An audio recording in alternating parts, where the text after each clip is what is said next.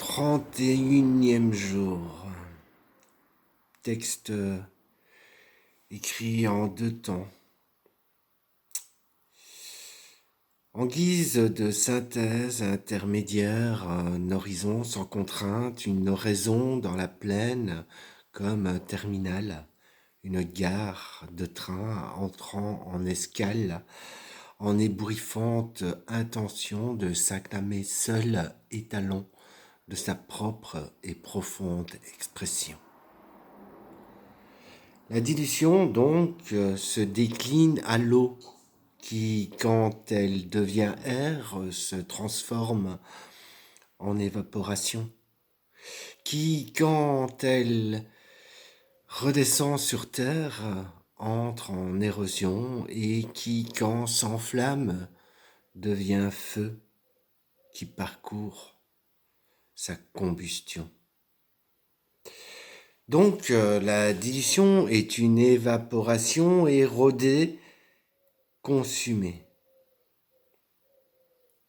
C'est pas évident d'écrire automatiquement quand il s'agit de devoir réfléchir à ce que l'on écrit.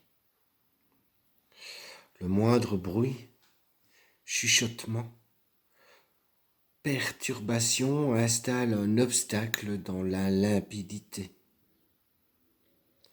On pourrait penser à un ersatz, une sensibilité cachée sous des tonnes de peau, de couches d'eau frais, de tentacules intubés dans les affres de l'absence, à soi-même et à son contraire.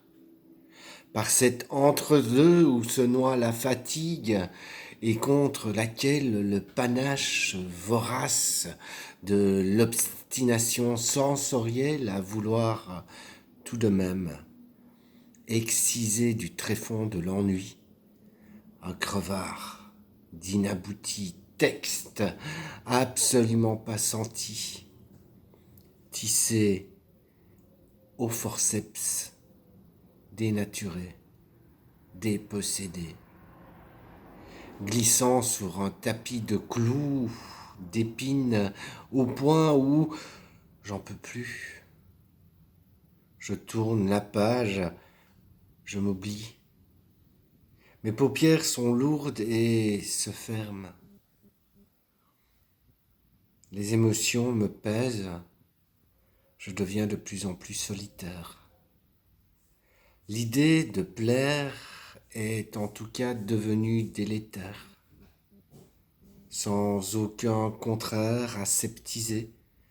Elle s'est, comme qui dirait, évaporée, combustionner, érodée, toute seule, mise à nu, enfin diluée.